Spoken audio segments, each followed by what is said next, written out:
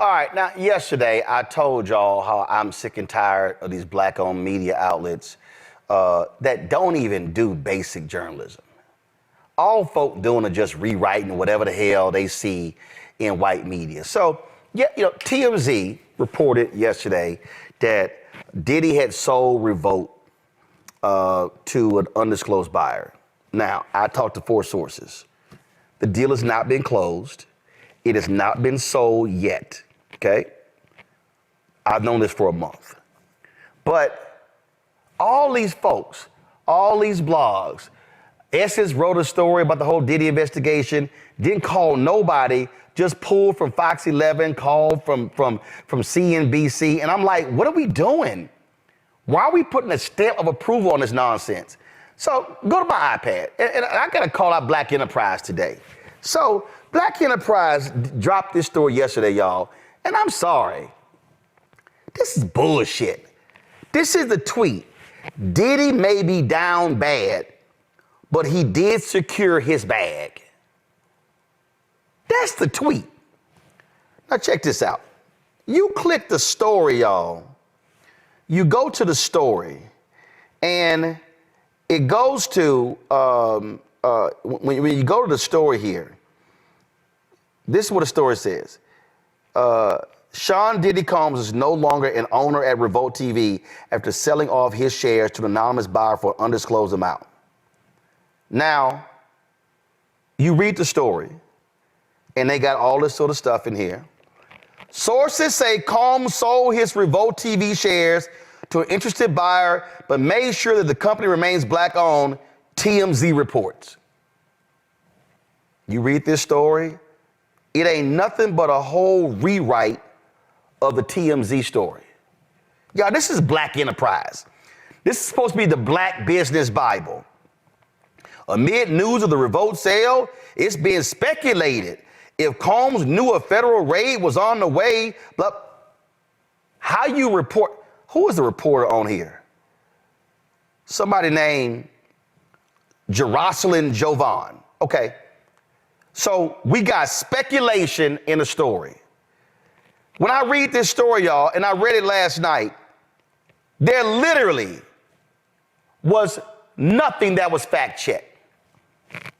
Nowhere in this article, not one, like, y'all, look at nowhere in this article did it say Black Enterprise reach out to Revolt to confirm or deny the story. Nowhere in the article. Nowhere in the article did it say Black Enterprise reached out to Sean Diddy Combs. Nowhere. We just slap our name on a story and rewrite what TMZ said. You put in a story speculation. No. Y'all, I was the managing editor of the Dallas Weekly, the Houston Defender, the Chicago Defender, the news editor at Savoy Magazine, was the top editor at blackamericaweb.com. And let me be real clear. If any reporter or intern sent this story to me, my response would be, your ass got one shot to fix it or you're fired. You're gone. See, the reason this bothers me is because what we now have in black-owned media is a focus on aggregation.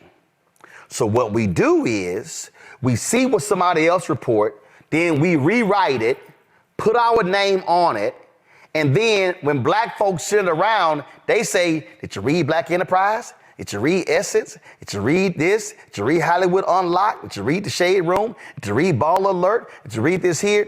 And so we just spin it and repeat what somebody else wrote.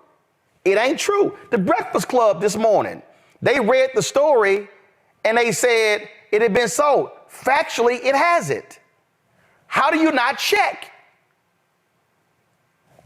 And I get it if you're on radio and you're reading the story, but how are you this is the Black Business Bible. How do you rewrite a TMZ story? Let me tell you what happens at ESPN. When somebody else breaks a story, they'll have their reporters call, write the story, and then they'll put in the article at the bottom, which is also BS. This was originally reported by The Athletic, or this was originally reported by so-and-so. The reason this is a problem for me, I am a journalist. I'm not a media personality. And when black people see stories like this, what happens is black people then go, oh, that must be the case. I told y'all what happened when the same thing happened on the Newsweek story about Biden cutting. Matter of fact, I'm gonna show you how this whole thing works. Go to my iPad. Newsweek and Biden and HBCUs. What's the first story that comes up? Boom. HBCU funding falls from $45 billion to $2 billion under latest Biden spending plan. Y'all, the story was a lie. The story was an absolute lie. HBCUs were looking forward to $45 billion in funding. They may be faced with just under $2 billion. The Associated Press reported. So Newsweek rewrote the Associated Press story. The $3.5 trillion bill was set to include $45 billion for HBCUs. Operative word here, y'all. And other minority-serving institutions. Y'all see that? HBCUs were never going to get $45 billion. When he ran, he announced $45 billion HBCUs and Hispanic-serving institutions. Those are the facts. The initial $45 billion was when the Build Back Better plan was $10 billion, not $3.5 trillion. See, here's what I'm trying to explain to y'all. When we read stories and don't fact check, and then when we black-owned media come right behind them and then rewrite what they wrote, we're feeding a lie to black people, and black people then go, oh, I saw it in Blavity, I saw it in Essence, I saw it in The Root, I saw it in Black Enterprise, I saw it on The Source. Well, they had to check, so it must be right. We got to do better. And stop putting your bylines on stories you didn't even report. Do y'all know what used to happen in media? I'm going to go to my panel next. You know what used to happen in media? When they would rewrite a story, this is what they would do. They would go, we would go, Defender news staff. Because when you put your byline on a story, it means you actually reported the story. You don't put your byline on some shit you rewrote. You don't slap your byline. I criticized the Essence person yesterday. I'm criticizing the person with Black Enterprise today. I saw the same thing by The Source put out a story. Same thing on the whole Diddy deal. You know, I'm going to pull up right now. Did they do the same thing? Oh, well, at least The Source got it right. At least The Source rewrote the TMZ story, go to my iPad, and put Source staff. But you don't put your name on nothing that you didn't report on. This is a problem, and I told y'all one of the problems that we do not have, because we're not getting the advertising money, we don't have the resources to have top-notch reporters or enough editors or whatever, but I need black-owned media to do better. And I need black-owned media to at least pick the damn phone up and at least attempt to fact-check something before just running with it. Rebecca. You know, Roland, all of our institutions are under attack right now. And so when we look at misinformation is when information is misleading or inaccurate. So oftentimes in social media, we'll see, oh, this famous celebrity passed away. And it turns out they didn't do that. But that's an example of misinformation. But then we get into something that's a little bit more malicious, and that's disinformation. Disinformation occurs when there is an intentionally falsehoods that are planted out there, sometimes covertly, so that the audience that's intended to go run with that rumor, they are not even aware that they're being specifically targeted. And so what we're seeing right now with certain Black media, just rubber stamping information that they're getting off the wire or that they're reading from elsewhere, if you don't verify it, it's misinformation. But what's going to happen as we go into the fall elections, this is just a test case for then what disinformation is going to look like, when people are just pulling down unsubstantiated reports that they also don't have the budget to actually substantiate, and they're rubber stamping it out. And now Black voters going into the fall election is going to assume, because Black enterprise, because of Blavity, because of the Griot, because of the Breakfast Club is putting out information, therefore it must be accurate. But guess what? Going into this fall, a lot of information that you're going to see from a variety of sources that you normally would just assume has accurate reporting, it's not going to be true. And that's the thing that I'm fearful about. Listen, Robert, this is real basic. Go back to my iPad. I want y'all to read what the source wrote. I ain't letting them off the hook. They wrote, now get this, sources in the know about the purported deal say the embattled mogul sold off all his shares to a mystery buyer for a sum that has not been disclosed.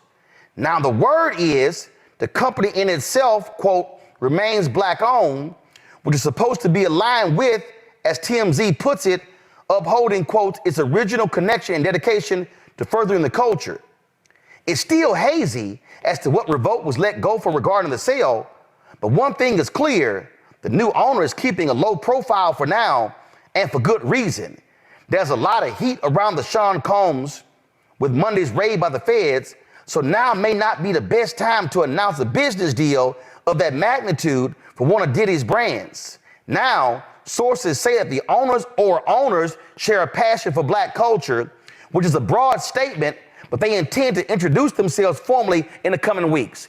Everything that you just read right there is complete, utter bullshit. And you know what they're doing? Now go back to it. They are simply repeating what they saw in TMZ, but they trying to make it sound like they have the sources. Let me be clear with all y'all who watching. I talk to 4 people who are actually in the know. The sale has not been completed. I've known about the sale for more than a month, and there is a real deal. The source goes, the owner or the owners, it's not owners. I know who the person is. But when you write this, oh, they maybe want to keep a low profile. Bullshit. Then, it's one clear, oh, you know, it's all, you know, the whole day, which is a broad state. You're feeding bullshit to Black people, and then they go, well, I read the source and they said this. It's a lie. I read Black Enterprise and all they did was rewrite what TMZ said, which ain't true. This is dangerous. When Rebecca said, you now do this and you apply it to other areas, and we've seen it. And this ain't about trying to take somebody down, but Black Enterprise rewrote a Washington Free Beacon story about the Biden administration handing out crack pipes.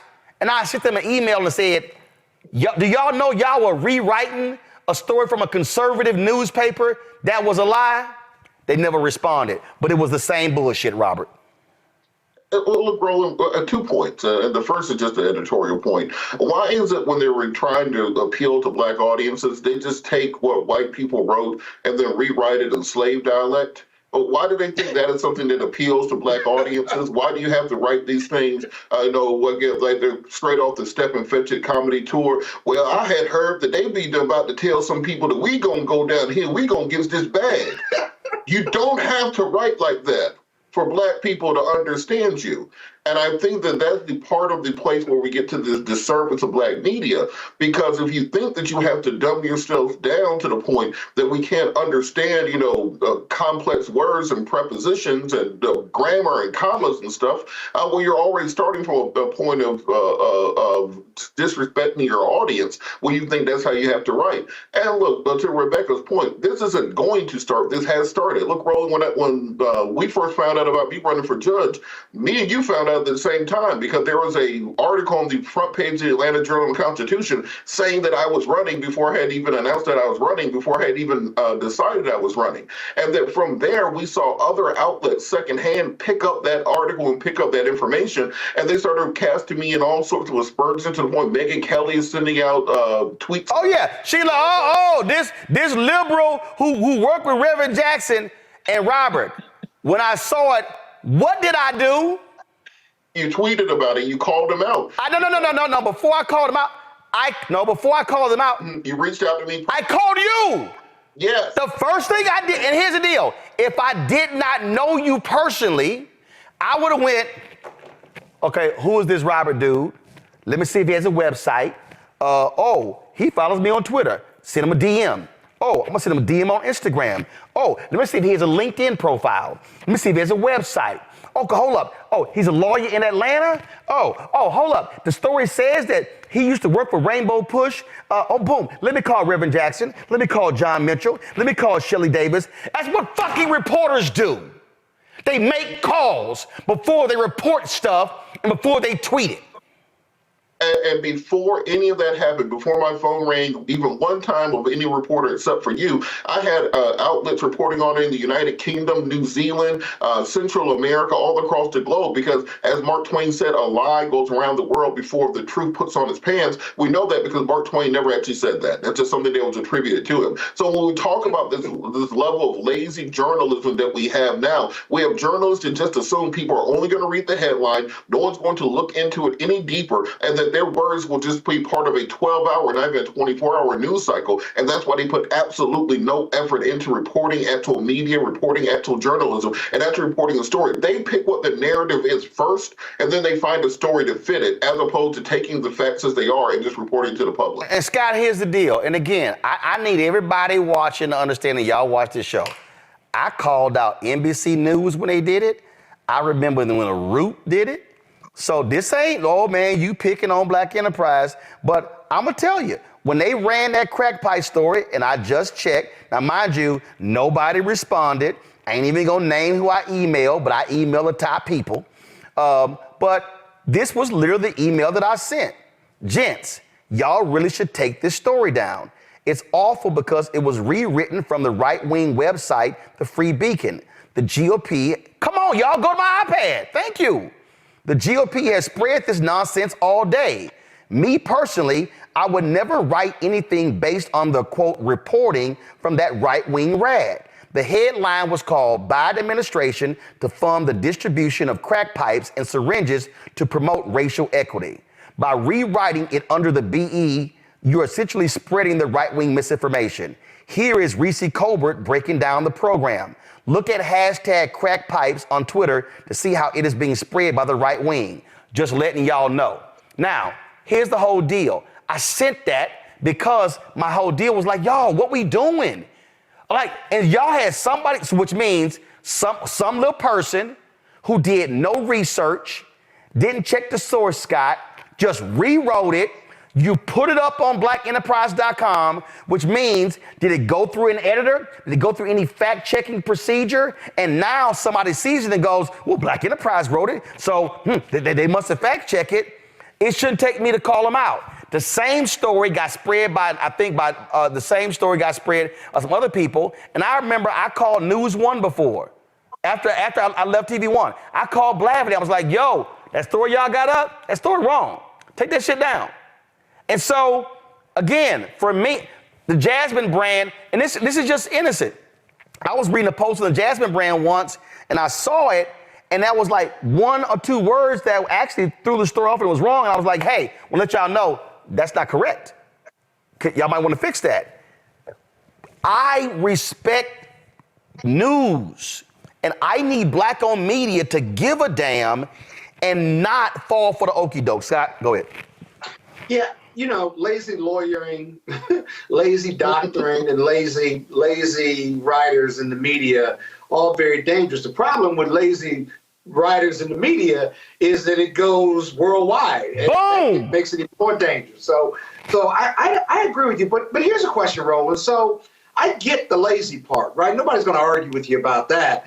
I guess for me, and I don't know, in journalistic standards of excellence, or just basic journalistic standards, if I cite a source for my article and I'm repeating what TMZ or the Washington Post said, and I'm rewriting it and giving them credit, aren't I minimally okay with that? Haven't I met the minimum standard or no? Right. That's what happens is that happens. You credit the source. The Atlanta Journal. That happens all the time. Right. You credit the source. But here's how I operate. If you black and it's a black story, so when I criticized Essence yesterday, they quoted Fox 11 LA, and then they said a source told CNBC that the raid was tied to a sex trafficking deal. Now, as an editor, the moment I see that story, I go, I'm sorry. One, we as an organization, media organization, we don't run any story without two sources. That's first. Two, you have in your story a source from CNBC. You don't know nobody at CNBC. You don't know who that source is. So when I'm sitting there telling y'all, I talked to 4 sources. I know their involvement in the sale of Revolt. So when I come on and say, I got 4 sources, your ass can damn well take to the bank that my folk are real, are significant.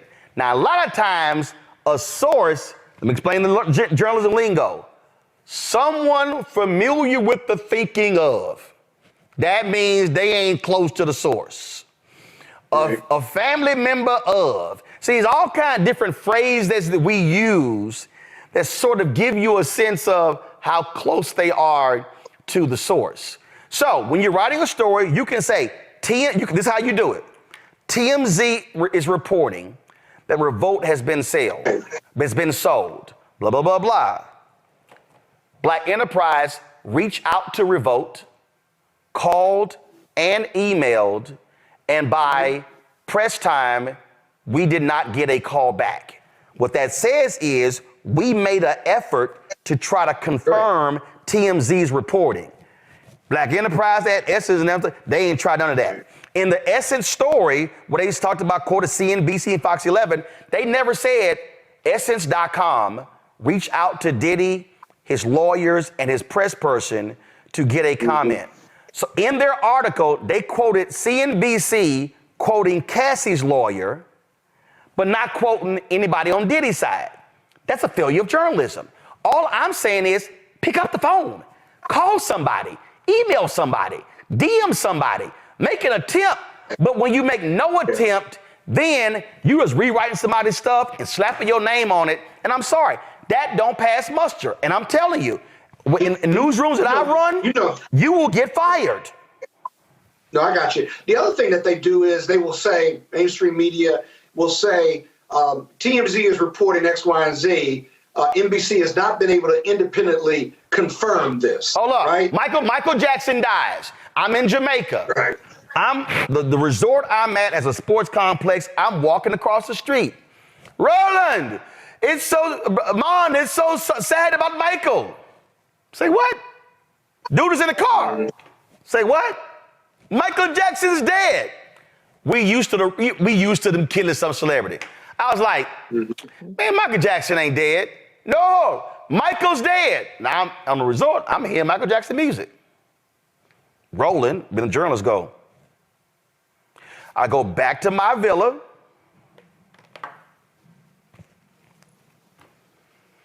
Marlon, how you doing? I say, man, I'm in Jamaica. Roland, hold on. Say something to his daughter. My brother's gone.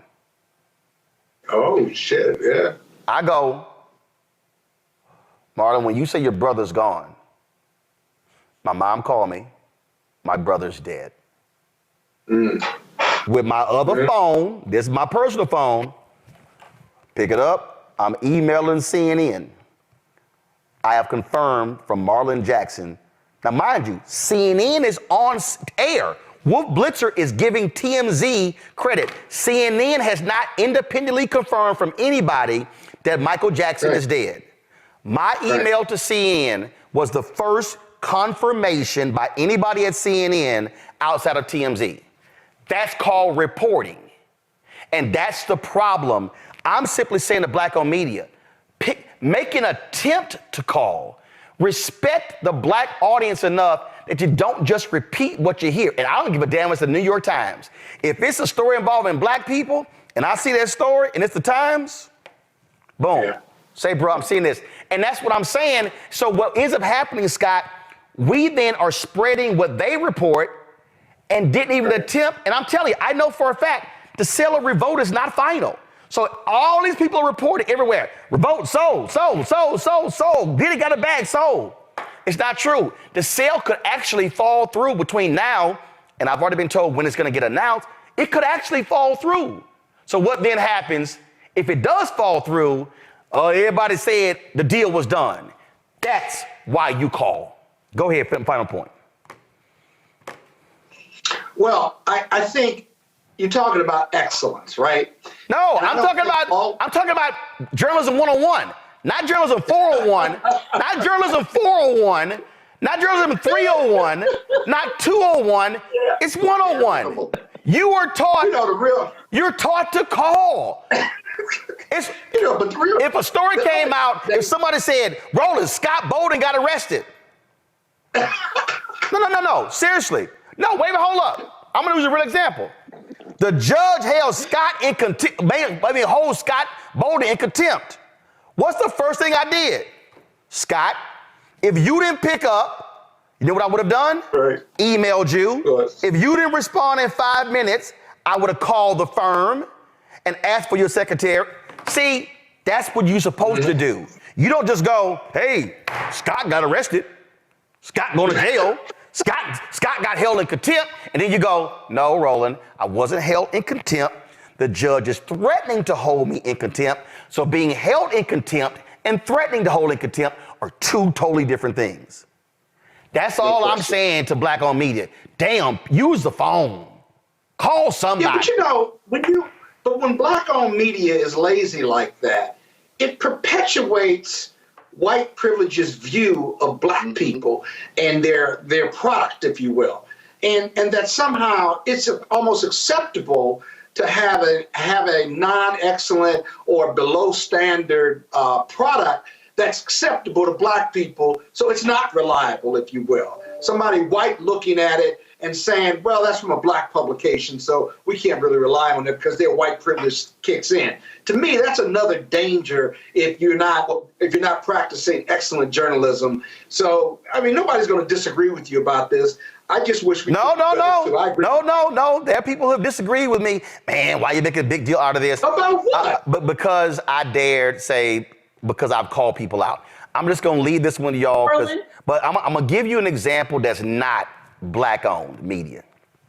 Mm-hmm. Y'all three gonna love this one. So remember when President Obama had the news conference and he was asked the question regarding the arrest of Skip Gates? Mm-hmm. And remember he said that the cops acted stupidly after arresting him, after ascertaining that he actually owned the house. Remember that? That's actually what he said. Sean Hannity, Fox News, and the right. Obama called cops stupid. No, he said they acted stupidly after learning he owned the house and still arresting him. That's actually what he said. So I'm on CNN, and we're in the air and we're discussing it. And so I'd already found out what happened at the meeting that morning. What happened so in the White House, there are two meetings. There's a 7 o'clock meeting and there's an 8 o'clock meeting. The 7 o'clock meeting is the real meeting. Okay? It's more people in the 8 o'clock meeting, but the 7 is the real meeting. So, Right. so we're on the air, and Candy Crowley, great respect for Candy Crowley. Candy Crowley goes, well, my understanding from the, that the White House would really prefer to walk that back. I went, no, they're not. They all turned to me. I said, my understanding is Obama is very clear as to what he said.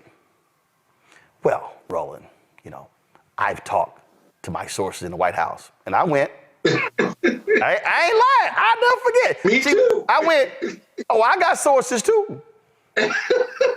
And I can tell you. Now, here was the reality. The reality was, in a 7 o'clock meeting, the white boys came in, were like, yeah, we got to walk this back. The black folks like, bullshit. No, we not. And a black staffer, I ain't gonna name him, said, outside this building, I left the office yesterday, and I'm a senior staffer in this White House, and I couldn't flag down the cab, and they passed me by. The whole room went silent. So when the white advisors, when they all went into the Oval Office, Obama made it clear he wasn't walking back nothing. I know who I got the story from. And I was like, I got sources too. So at CNN was kind of like, well, that's Candy Crowley. I don't give a damn, that's Candy Crowley. Shit, I know people too. But what happens is, in those, it's sort of like they like to defer to the last, I just remember, I remember, and again, I love Candy, but the bottom line is, I know people too. Y'all may remember, that was a General James Jones. He had friction with Robert Gates. And I remember I made some comment and it was like, well, General Jones is very well liked. I was like, yeah, he ain't gonna be that long though. I said, he ain't gonna be that long. And it was sort of like, the response to me was sort of like, what do you know? I said, okay, we gonna see who go first. Why don't y'all Google General James Jones and see when he resigned? And then Google Robert Gates to see when he resigned. Jones left first. This is an example, even when you're in white media, why you gotta have your own sources close to the action, because there were numerous times, even at CNN, where I had stuff and the other people didn't have, and I don't want to hold y'all. Scott, you'll give me. Man, we way late. No, bro. Scott, you'll be all right. I'm just gonna give you out. I'm gonna give you out this bit I also got one thing. Because Rebecca, I'm gonna get this. They wouldn't let me put this in my book. CNN said no. Rebecca, we're gonna close on you, but they wouldn't let me put this in my book. The night of the Iowa caucus, when Obama won. So I didn't get on the air for 3.5 hours. So we off air, and somebody on the air, and they saying, we don't know where Obama is tonight in Des Moines. I was like, he had dinner. And then I said, of course, when he wins, they goes, we're not sure when Obama is coming to the convention center. He leaving dinner in 20 minutes. And they come to me and they're like, oh my God, what are you getting this from? I said, from the person sitting next to him at dinner. And then it was, and so then I was getting all this information all night, and they were just like, oh my God. And I said, well, if y'all put my ass on the air, the audience will be getting this information as well, but y'all got me sitting on the sideline. This is what they also do to us. So all I'm saying to our black folk, I need us to learn how to pick the phone up, develop sources. So when stuff happens, you can speak authoritatively and you can be the one breaking news and giving facts and not relying on white media. Rebecca, close us out. And I just want to make it clear and being careful that we're not calling Black journalists lazy, because I know that was a comment that was made earlier. That's not the issue here. The issue is don't fall for clout culture, but actually do your due diligence the way you learned in J school. The ethics that you learn in journalism school, more than any other time, we need you all to step up and to adhere to those standards. Well, I am calling you lazy if you don't pick the phone up to get attribution or to get the right information. And what you do is you write a story and you slap your name on it as if you actually reported the story. And I'm calling whoever edited the story lazy if they actually approve that story, because both individuals, the reporter and the editor or editors, failed journalism 101. I will say that. Robert, Rebecca, Scott, always a pleasure. Scott, you know you're wrong when it comes to the stadium, but nice effort. Nice effort. Rebecca owns you on that one. Nice effort. You people. Rebecca, You people don't understand. Rebecca owns you on that one, but I know you got to protect your chamber of commerce. You got to protect your chamber of commerce position. But we spoke truth. All right. Fanbase is pioneering a new era of social media and investment. This next generation social app has already raised $10 million and has just opened a new round to invest. For details on how to invest, visit startengine.com/fanbase or scan the QR code.